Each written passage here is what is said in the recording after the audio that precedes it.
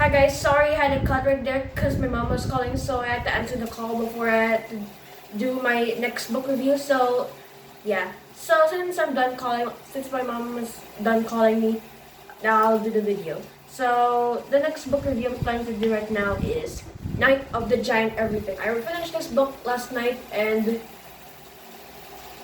I'll tell you right now what I think about this book. It's a pretty good book.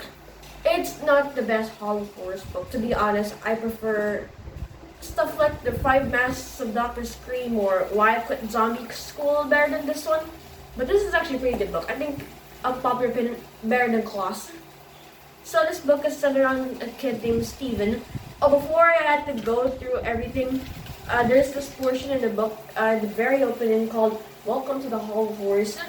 The Hollow Horrors is actually a secret place in Horrorland, and the person that orders you to tell the stories is the storykeeper. So the Stevens tells the story about the evil magic, and next the storykeeper says, "Go ahead, Steven. Don't be afraid. There's always room for one more scream in the Hall of Horrors." Ooh. Yeah.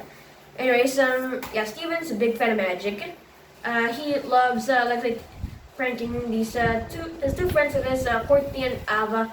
Courtney's an African American, Ava's a regular American girl. Yeah, he always pulls pranks on them, magic and stuff. So the two girls decide to get back in a magic show.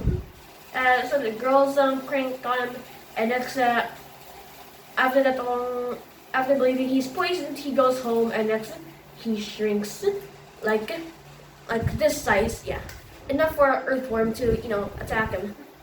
So yeah, he finds out he's really small. So there's really good descriptions on what happened to Steven. And then after that, he decides to go on this mini adventure to find clothes and try to talk to Ava what happened with this water he gave that he said he's been poisoned with in the magic show. So he goes to tons of adventures, attacked by a spider, worm attack. I forgot to mention there's this hawk that his parents brought. His name is Bugsy. Bugsy, I think his name. Bugsy, whatever his name is. Yeah, they brought a hawk, and next, the hawk was about to attack him, but he runs into another bad situation with the spider. Then he has to go across the street to Ava's house, wearing dummy clothes. And here's the truth about this water stuff. Turns out they didn't poison him. They didn't make him shrink. They only just make him, like, say, spit out the water. So it turns out, here's the real truth. The birds did it to him. Yeah. So that's the whole truth about this, about the Steven being shrunk down. So he flies away from Ava's house by the wind and goes to the piano teacher place. And next what happens next? I'll leave you to think about what happens next.